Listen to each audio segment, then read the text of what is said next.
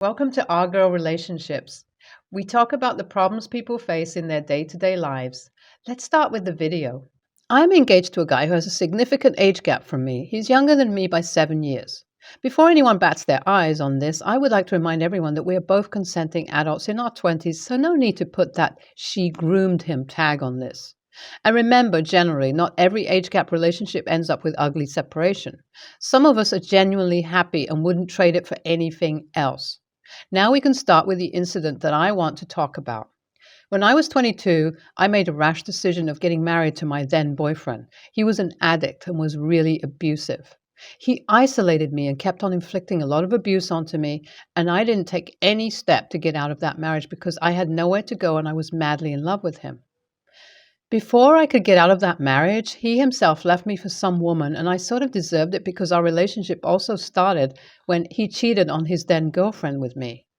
I didn't deserve the abuse or the pain, but the karma was the best I would accept from that relationship. I don't expect everyone to understand all of it, but this is the way I would like to remember it. So my first time experience was not at all good.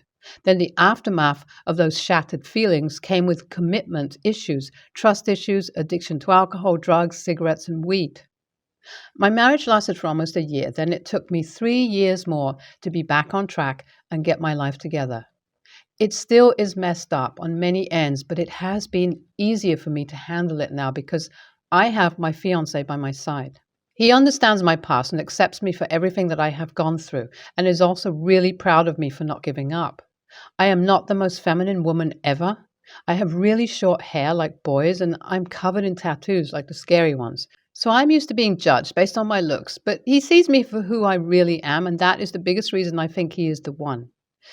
He is really young and has so much to see, so at first it didn't make a lot of sense that why would he tie himself down to a committed relationship this early into his life, but every time he gives me the same explanation, he's just into long-term relationships and a very family-oriented guy, so he would like to have a very normal and traditional life. He plans to settle down as soon as possible and live his life like this, and he wants to share it with me. This is all I have been wanting my whole life. And so for the very first time, I'm not second guessing anything and taking it as it is and enjoying the process. I love my life right now. If you would have told me 4 years ago I would be in a healthy relationship and would be settling down, then I would have thought you would be teasing me for my toxic relationship. It is actually a dream come true, and I'm really grateful for it. And as everything good has something bad or hurdles in it, here the bone in the meat is my fiance's stepmother. So here is a little backstory on him. His mother passed away when he was 19, as his father was already seeing outside of his marriage and cheating on my fiance's mother. They got married within a year of her passing away. It made my fiance really mad at his father, and they stopped speaking to each other. And after a while, they reconnected again when he had to move in with his father because, honey, paying rent isn't easy. He didn't want to be homeless and in debt to his college, so he decided to come back to his father till the tuition is paid off and he is stable financially to move out of the house and live on his own. He graduated, but has to go to school for 2 more years so he can complete his MBA and get a job. His parents are still supporting him, so he has to stay within his limits at certain things and obey whatever he says for the sake of his college tuition. I understand his situation. We are just engaged, and no way we are getting married this early, so we're really understanding of each other's situation, waiting for the right time. His stepmother isn't really fond of me because she is my age and we sort of share some of our past together. She and I don't really know each other properly, but I know how messed up person she was before. Same as me. I have seen her ride with the bikers and smoking weed and stuff. She was a druggie, not insulting her because I have done similar stuff, but if she was going to come for me, then I knew I would need this information to come out so she can be humbled and not try ruining our relationship. This is going to sound insane, but I don't really care if she's married to my fiance's father. She isn't my mother-in-law. It is just to be on papers and nothing else. Like, no way. I won't feel it cringe that a girl my age is my mother-in-law and that to a hippie bitch whom I used to smoke weed with. This is how the incident played out. I came to my fiance's house to drop him a visit because I was missing him, and due to his exams, he can't step out. So instead, I got some McDonald's and came over to have a small break date with him. My mother-in-law was there too. It's so awkward to call her that, so let's use the name Suze for her.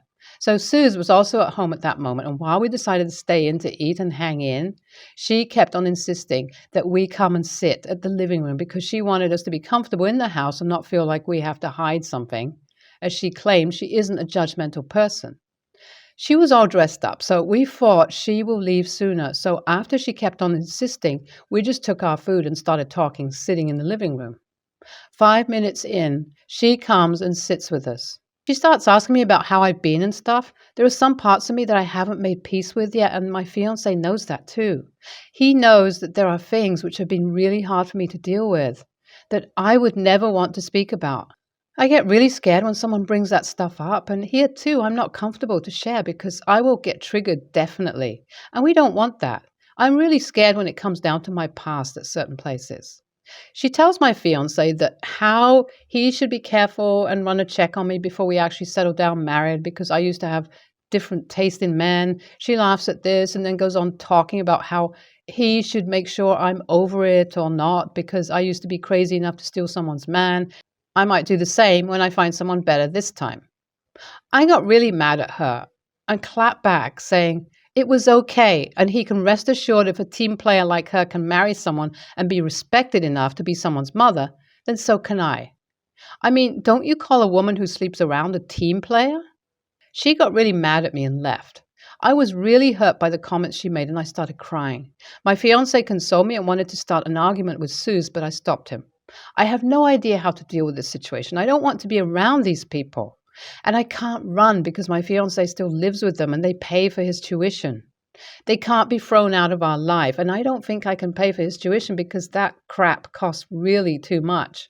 Another reason we need them, so maybe I'm considering taking a break for a while because that way they would stay away, but I don't really want to be away from him. So whenever I needed to think of something, my head started to hurt again. I will go to sleep. See you all on the next update. So we had a big fight the other day, and then after calming down about it, we decided that he needs to get out, and he will.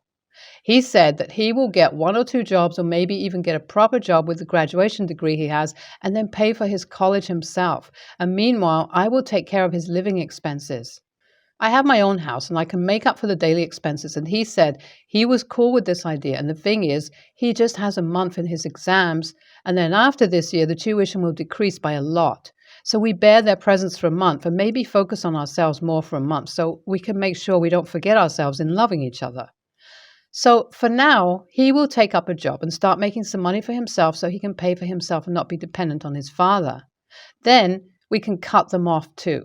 So 1 month, then I'm done with all these people and start a new and healthy life with my fiance. 2 months have passed since the last update. Now, we live together and it is not as easy as we thought it would be. And yeah, we both happen to be really different on certain things. And sometimes I do feel like giving up, but we still have it going on. He saves for his fees and I look after the house-related expenses. It is a bit hard for me, but I don't know. I'm just in a difficult phase again where I don't really know what to do. He's messy and won't understand the basic rules of the house and acts like a kid sometimes. I find it cute, but at times not even a bit. So basically, we have been dragging it by lots, and yeah, we have cut his parents off, and I'm just still confused about everything. Okay, everyone first of all needs to date people their age. Like, WTF, is this family? OP last updated years ago, and she did sound like she wanted to break it off. I wonder how they're doing. So I'm 23, male, fairly recently became a first-time homeowner. I've spent the last few months fixing the place up and turning it in to a nice little spot. I have a friend who I'll refer to as Bobby, male, 24, that I told could be a roommate after I get the house fully together and finished. Bobby has come to visit a few times during the restoration process so he can check out the area. He's from out of state. He loves the area and neighborhood and decided he wanted to live here. This is when I initially extended the offer. I figured it'd be fun and would make life a little easier having a second set of hands to help keep up with maintenance, pool, lawn, etc. Bobby initially told me that he's been working and saving to move out of his parents' place as he's been living with them the last few years, and that he'd be more than willing to help out with yard work and such. Yesterday, We have a phone call and he asks me when he can move in. I tell him that whenever he's ready, he can move in. We then got into a deeper discussion about expectations, boundaries, and stuff, so we were on the same page. That's when I found out that he currently has no money saved, just enough to get moved here, gas and a U-Haul. Not even first month's rent. He tells me his plan was to just get moved in and find a job. I asked him how he has no savings as he works full-time and his parents are currently paying his bills and he's not paying rent. He tells me that he's been going out a lot because he hates being at his house.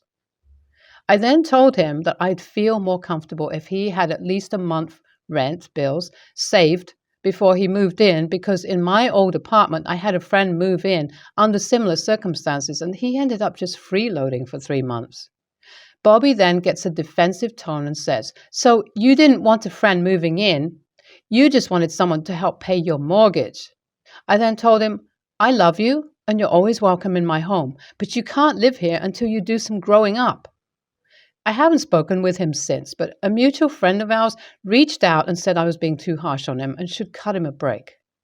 I don't think I'm TA here because all I'm doing is trying to avoid living with someone that has no real plan or money that I'll just end up taking care of.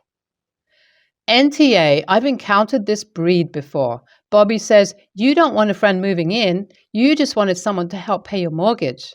Bobby means, "I don't want to move in with a friend, I just want to mooch off someone other than my parents."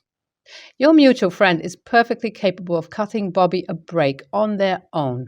NTA, the way he lashed out when you told him he needed to be able to pay rent and his share of the bills before he moved in, combined with the fact that he saved up what he knew he needed to travel, but chose not to save any money for living expenses, shows that freeloading is exactly what he intended on.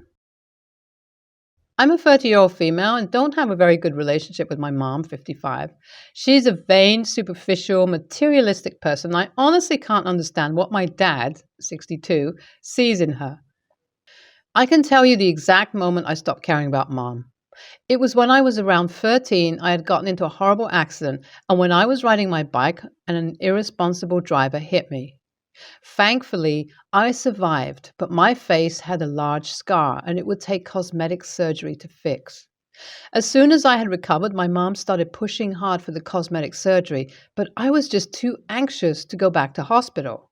Thankfully, my dad put his foot down and told my mom that I would only get surgery when I was ready, and told me I was still beautiful. To get me to want to have surgery, my mom would get my brothers and cousins to tease me about my scar. And whenever kids at school gave me a hard time, my mom would simply shrug and tell me that I knew what I needed to do in order to get the bullying to stop. Because of the type of job my dad had, he was away for multiple days every other week, so he couldn't shield me every time it happened. When he finally learned what my brothers had been doing, he was enraged and threatened divorce. When my mom wouldn't support him, punishing them, which made my brothers even more angry at me, because if I had already gotten the surgery, then our parents wouldn't have been fighting. Eventually, I caved and begged my dad to let me get the surgery, and I did. However, during my recovery time, my mom's best friend was getting married, and while the whole family was invited, my mom only took my brothers with her while my dad stayed to take care of me. At first, she said it was because I needed to rest. But when I was 17, my mom revealed that I wouldn't be pretty enough for the wedding photos. After that day, I started to resent and even hate my mom. I actually eloped to spite her because I knew how much she fantasized about her moments as mother of the bride. And the only reason I still have any communication with her is because of my dad. My husband and I now purchased a home, and on the property, there's a smaller one-bedroom in-law suite. This is where I intend for my father to stay if he ever gets to that point when he's old. When my mom saw the place, she made lots of complaints and stated that she would require one of the bedrooms in our house. I looked at her and asked why she thought she was ever going to stay with me and not the cheapest nursing home I could find. My mom was shocked and asked why I would do that to her. And I finally told her because she was a crappy parent, and unless her sons are going to pamper her in her old age, she'll only be one step above a homeless person. There was a fight, and I told her why I felt the way I did, and now people are calling me TA for holding on to a grudge, and she's still my mother regardless of her mistakes. AITA? NTA, you're not entitled to forgive anyone, particularly not someone who hasn't apologized and isn't sorry. If she's still your mother, regardless of her mistakes, then she can act like it and be a real mom. Real moms don't belittle your appearance, push you into major surgery, kick you out of a wedding, and enlist family to bully you. NTA, she hasn't been a mother to you. A parent should love, protect, and care for their kids. She literally did none of that. Doesn't your dad have his own phone? I don't see why you need to speak to your mom at all, or why she'd be in your house to begin with. NTA, this family is forever nonsense is total BS. It's funny how all the people telling children to forgive their parents because family supports each other always seem to be silent when that same family was being abusive. If you were born into a crappy family, choose a better one as soon as you're able and leave the AHs behind.